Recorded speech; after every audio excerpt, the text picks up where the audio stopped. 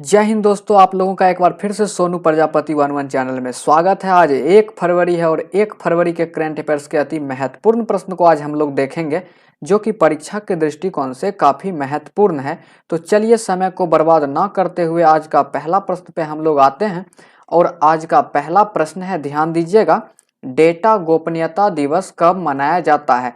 तो डेटा गोपनीयता दिवस 28 जनवरी को मनाया जाता है और अंतर्राष्ट्रीय प्रलय स्मरण दिवस 27 जनवरी को मनाया जाता है। 25 जनवरी की यदि बात की जाए तो 25 जनवरी को भारतीय राष्ट्रीय पर्यटन दिवस तथा राष्ट्रीय वोटर्स दिवस, जिसे हम लोग राष्ट्रीय मतदाता दिवस भी बोलते हैं, तो यह 25 जनवरी को मनाया जाता है। और राष्ट्रीय बालिका दिवस 24 जनवरी को मनाया जाता है। डेटा गोपनीयता दिवस पहली बार 28 जनवरी 1981 को मनाया गया था। चलिए आज का हम लोग दूसरा प्रश्न को अब देखते हैं। और आज का दूसरा प्रश्न महत्वपूर्ण है, इसे आप लोग नोट भी कर लीजिएगा। प्रश्न है, टेनिस टूर्नामेंट ऑस्ट्रेलियन ओपन 2022 में मिश्रित युगल चैंपियन का खिताब किसने जीता है? तो ऑस्ट्रेलियन ओपन 2022 में मिश्रित युगल चैंपियंस का खिताब इवान डोविंग तथा क्रिस्टीना मलादेनोविक, इन दोनों ने जीते हैं। तो इसका आंसर हो जाएगा उपर्युक्त दोनों, ऑप्शन नंबर सी। अगला प्रश्न है, नवी महिला राष्ट्रीय आइस हॉकी चैंपियनशिप, यदि इसका आयोजन पूछे तो इसका आयोजन हिमाचल प्रदेश के काजा में हुआ था और इसमें विजेता लद्दाख रहे थे और इस मैच के उप विजेता चंडीगढ़ के टीम रहे थे। काफी अच्छा प्रश्न है। चलिए अब हम लोग तीसरा प्रश्न को देखते हैं। आज का तीसरा प्रश्न भी महत्वपूर्ण है, इसे नोट कर लीजिएगा। प्रश्न है, द डॉलर 10 ट्रिलियन ड्रीम नामक पुस्तक किसने लिखी है? तो द डॉलर 10 ट्रिलियन ड्रीम नामक पुस्तक जो है सुभाष गर्ग के द्वारा लिखी गई है। सुभाष गर्ग के द्वारा लिखी गई है। और अगली पुस्तक है a little boy of India, इसके लेखक रस्किन बॉन्ड्स हैं। और अगला पुस्तक है द एंजल्स ऑफ कैलाश, इसके लेखक सुबीरा प्रसाद हैं। काफी महत्वपूर्ण यह तीनों प्रश्न है, इसे आप लोग जरूर नोट कर लीजिएगा। चलिए अब हम लोग आज का चौथा प्रश्न को देखते हैं। और आज का चौथा प्रश्न है, लोकायुक्त शक्ति को कमजोर करने के लिए किस राज्य सरकार ने अध्यादेश लाने की घोषणा की है? तो लोकायुक्त शक्तियों को कमजोर करने के लिए केरल राज्य सरकार के द्वारा अध्यादेश लाने की घोषणा की गई है। और केरल राज्य जो है सस्टेनेबल डेवलपमेंट गोल में प्रथम स्थान पर रहे थे। इस सस्टेनेबल डेवलपमेंट गोल में अंतिम स्थान पर बिहार राज्य रहा था। और केरल राज्य में ही भारत का पहला ड्रोन फॉरेंसिक अनुसंधान केंद्र खोला गया था, इसे भी आप लोग याद रखिएगा। अब पांचवा प्रश्न को हम लोग देखते हैं। आज का पांचवा प्रश्न है, किसने डिजिटल सांसद नामक नया ऐप लॉन्च किया है? तो डिजिटल सांसद नामक नया ऐप जो है लोकसभा सचिवालय के द्वारा यह लॉन्च किया गया है। लोकसभा के वर्तमान स्पीकर अभी ओम बिरला हैं, इसे आप लोग याद रखिएगा। और वर्तमान में जो यह लोकसभा का कार्यकाल चल रहा है यह 17वीं नंबर का है। और अगला प्रश्न है, नेपियर रिसर्च पोर्टल किसने लॉन्च किया? तो नेपियर रिसर्च पोर्टल जो है यह नरेंद्र मोदी के द्वारा लॉन्च किया गया है। और डिजिटल संसद ऐप लोकसभा सचिवालय के द्वारा लॉन्च किया गया है। चलिए अब छठा प्रश्न को हम लोग देखते हैं। आज का छठा प्रश्न है, Arcelor Mittal Nippon steel India ने किस राज्य में 1,66,000 करोड़ रुपए के निवेश की घोषणा की है? तो Arcelor Mittal Nippon steel India के द्वारा जो है गुजरात राज्य में 1,66,000 करोड़ रुपए के निवेश की घोषणा किया है। और गुजरात राज्य में ही नदियों के सम्मान में नदी उत्सव आरंभ किया गया है, इसे भी आप लोग याद रखिएगा। चलिए आज का सातवां प्रश्न को हम लोग देखते हैं। और आज का सातवां प्रश्न है, किस देश के शोधकर्ताओं ने नए तरह का कोरोना वायरस नियोकोव खोजा है? तो नियोकोव यह एक कोरोना वायरस का ही प्रकार है। इसे चीन के द्वारा खोजा गया है, चीन के शोधकर्ता के द्वारा खोजा गया है। और चीन में ही एशियन गेम्स 2022 का भी आयोजन होगा। इसे भी आप लोग याद रखिएगा। चलिए अब हम लोग 8वां प्रश्न को देखते हैं और 8वां प्रश्न महत्वपूर्ण है, इसे नोट कर लीजिएगा। प्रश्न है, भारत सरकार ने मुख्य आर्थिक सलाहकार के रूप में किसे नियुक्त किया है?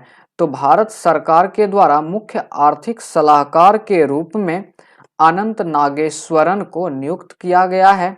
और अनंत नागेश्वरन जो है यह 18वें नंबर के मुख्य आर्थिक सलाहकार होंगे। चलिए अब आज का 9वां प्रश्न को हम लोग देखते हैं और आज का 9वां प्रश्न महत्वपूर्ण है, इसे नोट कर लीजिएगा। प्रश्न है, भारत का सबसे बड़ा इलेक्ट्रॉनिक व्हीकल्स चार्जिंग स्टेशन कहाँ खुला है? तो भारत का सबसे बड़ा इलेक्ट्रॉनिक्स व्हीकल्स चार्जिंग स्टेशन जो है गुरुग्राम में खोला गया है। गुरुग्राम को पहले गुड़गांव के नाम से जाना जाता था। अगला प्रश्न है, एयरटेल ने 21 मेगावाट की सौर इकाई कहाँ शुरू की है? तो एयरटेल के द्वारा 21 मेगावाट की सौर इकाई महाराष्ट्र के बुल्ढाना जिले में शुरू किया है। चलिए अब हम लोग 10वां प्रश्न को देखते हैं। आज का 10वां प्रश्न है, वर्ल्ड गोल्डन काउंसिल की रिपोर्ट के अनुसार वैश्विक सोने की मांग कितने प्रतिशत बढ़ी है? तो वर्ल्ड गोल्डन काउंसिल के अनुसार वैश्विक सोने की मांग जो है 10% तक बढ़ी है। अगला प्रश्न है और यह महत्वपूर्ण है, ध्यान दीजिएगा। IMF ने वित्त वर्ष 2022 में भारत की जीडीपी वृद्धि दर कितने प्रतिशत रहने का अनुमान लगाया है? तो IMF के द्वारा वित्त वर्ष 2022 में भारत की जीडीपी वृद्धि दर 9% रहने का अनुमान लगाया गया है।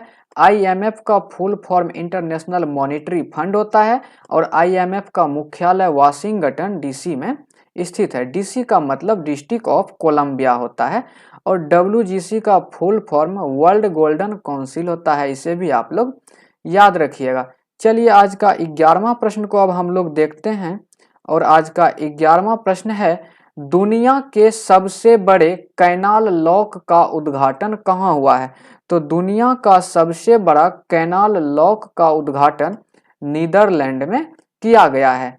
अब हम लोग 12वां प्रश्न को देखते हैं। आज का 12वां प्रश्न है, पंडित जसराज कल्चर फाउंडेशन, ध्यान दीजिएगा, पंडित जसराज कल्चर फाउंडेशन का उद्घाटन किसने किया है?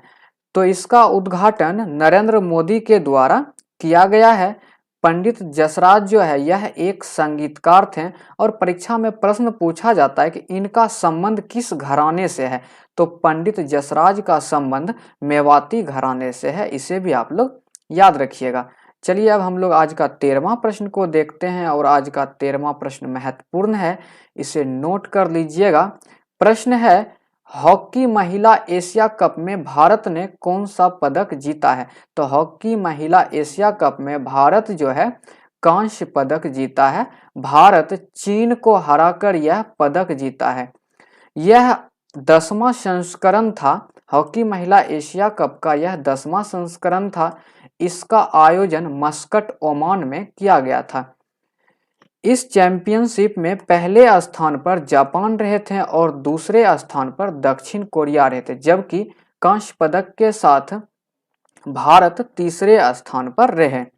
चलिए अब हम लोग आज का 14 नंबर का प्रश्न को देखते हैं और आज का 14 नंबर का प्रश्न काफी महत्वपूर्ण है। प्रश्न है, भारत सरकार ने आधिकारिक तौर पर एयर इंडिया को किसे सौंप दिया है? तो भारत सरकार जो है आधिकारिक तौर पर एयर इंडिया को टाटा ग्रुप को सौंप दिए हैं। एयर इंडिया का स्थापना 1932 में JRD टाटा के द्वारा किया गया था। और यह एक प्रश्न है, वीवो IPL का टाइटल स्पॉन्सरशिप पूछे इस बार कौन होंगे? तो इसका भी टाइटल स्पॉन्सरशिप टाटा ही होंगे। चलिए अब आज का आखिरी प्रश्न को हम लोग देखते हैं।